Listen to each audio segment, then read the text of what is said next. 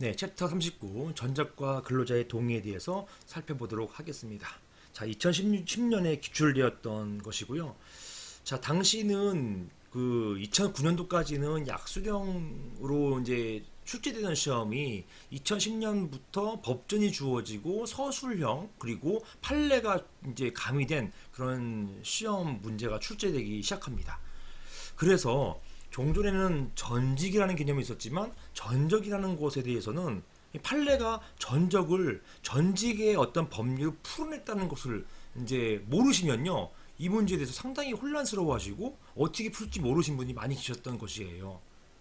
하지만 판례 공부 많이 하시고 그리고 약간 눈치가 빠르신 분들이죠. 아, 전직하고 전직하고 같이 이제 같은 개념으로 보고서 어떤 같은 법리대로 어떻게 제한하거나 하는 거 할 수 있지 않을까라고 하신 분들께서는 이제 시험 잘 보셔서 합격하실 수 있었던 것입니다. 제가 이제 대학원 이제 같이 동문으로 계신 노무사님들 보면은 요때 붙으신 분들 많이 계세요. 굉장히 요때 당황하셨다는 분들도 계시는데요. 그래도 이제 그 응용해가지고 전적 비슷하니까 이런 개념에 따라서 빗대어서 이렇게 풀어내는 것 이런 건 어떨까?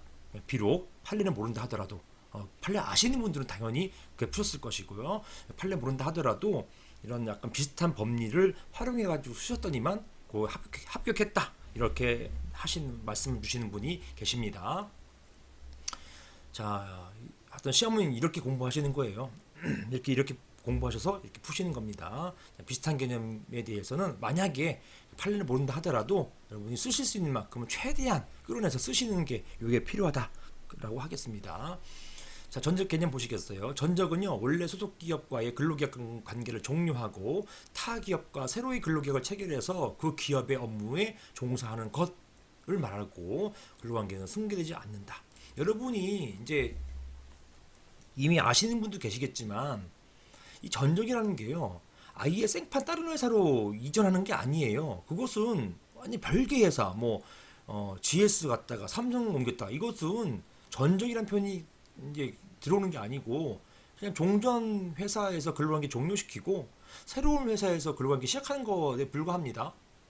여기에 전적은 바로 계열사 간의 이동을 말하는 것이에요. 같은 메인이 하나의 어떤 그 모 기업이 있고요. 모 기업 가운데 이동하는 것, 이런 것들을 말하는 것입니다. 따라서 근로자 입장에서는 나는 모 기업에 속해 있는 근로자이기 때문에 이동하는 것에 있어서 큰 저항이 없어요. 하지만 법상으로는 예를 듭니다. 대우조선 그리고 대우 캐리어, 그 다음에 뭐 캐리어 에어컨 만드는 곳이겠죠. 그리고 뭐 건설회사겠죠. 조선회사는 배 만드는 곳이고 여기에 의해서 전직시킨단 말입니다. 이런 것들은 사실은 근로자 입장에서는 뭐 같은 대우 식구니까 이렇게 하면서 이동할 수 있다는 것이에요. 이걸 말하는 것이에요. 대우에서 삼성 가고 이런 걸 말하는 것이 아닙니다. 자, 아무튼 그 대우조선이나 대우건설이나 대우캐리어나 이런 회사들은 각각 별개의 법인격 체이기 때문에 이런 적을 옮긴다 이런 표현을 쓰고 있는 것입니다. 하지만 하나의 회사 내에서 이동하는 것, 이 전직하고는 조금 다른 개념이 있는 것이죠. 하나의 회사라 하더라도 장소 간에 옮기는 것, 이거는 전부하고도 약간 다른 것이 되겠습니다. 하지만 넓게 보면은 이 근로자 입장에서는 난 대우 식구야 이렇게 보는 것이고, 따라서 이거는 전부나 전직과 같이 하나의 어떤 기업 안에서 이동하는 것과 모양이 비슷하단 말입니다. 그래서 판례가 전적을 전직하고 전직에 준해 가지고 보고서 그 법리를 그대로 활용하고 있어요.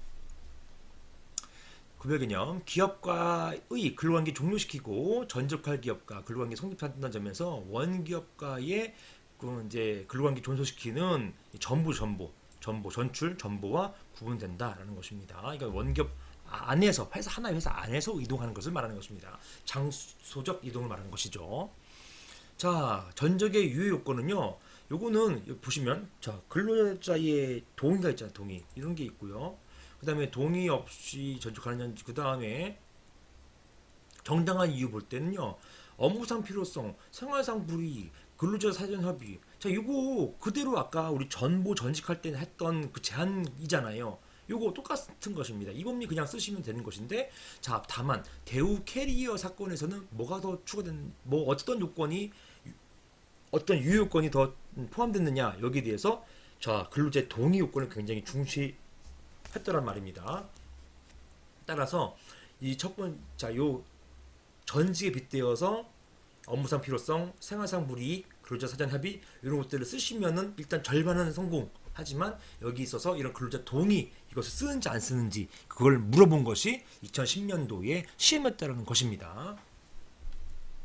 자 이게요 판례가 이걸 중시하고 강조했다는 것이에요. 이것을 그러니까 이걸 이제 판례를 쓰라는 것이 사실은 이 시험의 문제의 어떤 핵심이었습니다. 판례가 근로자의 동의를 전적의 절대적인 유효요건으로 보았다는 것. 이걸 아느냐 모르느냐 이게 이제 2010년도 노무사 시험의 어떤 그 포커스였습니다. 원칙은요 노무지구 상대방의 변경을 수반하는 전적은 상대방이니까 사용자잖아요.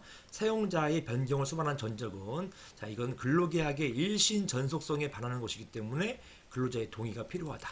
판례도 근로자를 그가 고용된 기업으로부터 다른 기업으로 적을 옮겨 다른 기업의 업무에 종사하게 하는 이른바 전적은 이 대우 캐리어 사건은 이렇게 대우 캐리어 에어컨 이런 거 만드는 회사에서 대우 조선으로 옮겨버렸어요. 이런 경우 전적은 종래 종사하던 기업과 사이의 근로계약을 합의 해지하고 이직하게 될 기업과 사이에 새로운 근로계약을 체결하는 것이거나 근로계약상의 지위를 양도하는 것이기 때문에 동일 기업 내의 인사이동인 전근이나 전부와는 다르다. 따라서 특별한 사정이 없는 한 근로자의 동의를 얻어야 효력이 생긴다라고 해서 근로자의 동의를 매우 중시했어요. 전부와 전직을 가지고 판단한다 하더라도 거기 더 나아가서 근로자의 동의를 매우 중시했어요. 왜냐하면 전부나 전직은 하나의 기업 안에서 옮기는 걸 말하는 것이고요. 이런 전적은 같은 그룹 안에서 회사와 회사 간에 이동하는 것이기 때문에 조금 더 근로자의 어떤 근로조건을 저하시킨다거나 근로자의 이익을 침해할 우려가 크단 말입니다. 따라서 근로자의 동의를 가장 중시했다. 이것이 대우 캐리어 사건의 핵심이었습니다. 자, 이렇게 만약에 근로자의 동의 없이 전적이 가능한지 여기에 대해서 자 대우그룹은 26개의 계열 회사를 보유한단 말입니다. 이 안에 엄청나게 많은 회사가 있었어요. 지금은요 다 찢어졌어요. 지금은 계열 대우조선도 있고요, 대우건설도 있고 다 그렇죠. 하지만 서로 연결성이 없습니다. 연결성이 있는 것을 봤어요. 어디냐면 베트남 가니까 베트남에는 그 종전에 김우준 회장이 베트남을 엄청나게 거기다가 투자를 많이 했었고요. 이 중국하고는 달리 베트남 사람이 의리가 있더라고요. 그래서 지금 베트남 하노이 인근에 수도가 하노이잖아요. 하노이 인근에 하이퐁이라는 곳이 있는데 이 도시 우리나라 다 따지면 인천 같은 곳이에요. 하노이 옆에 하이퐁 여기 가면은 그 대우의 옛날 오리발 모양 아세요? 막 이렇게 돼 있고 이렇게 동그랗게 돼 있어가지고 대우 표시 있지 않습니까? 이 표시만 가지고 있으면 거의 일사천리로 일을 진행된다는 거예요. 그런 것처럼 거기는 지금 대우그룹 식구가 거기서 이제 사업들을 굉장히 많이 하고 있다고 합니다.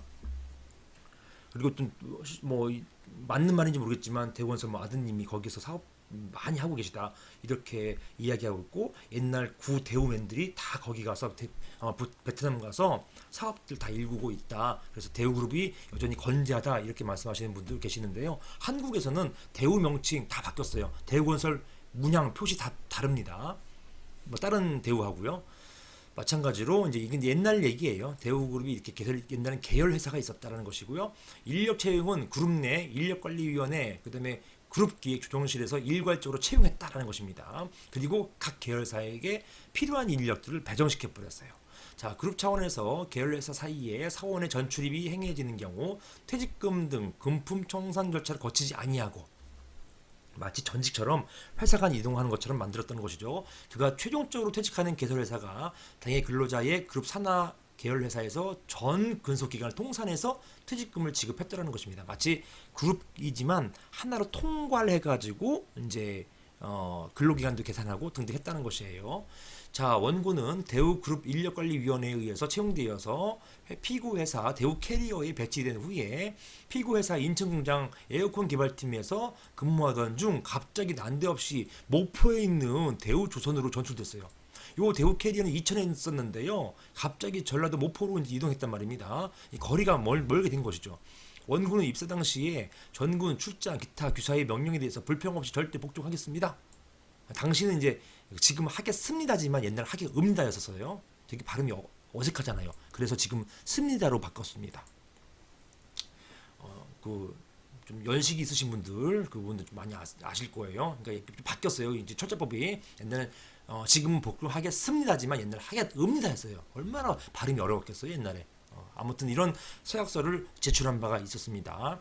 원고는 사전 협의나 동의 없이 이루어진 전출이 부당하다면서 원래 회사 대우캐리어를 계속 출근했어요.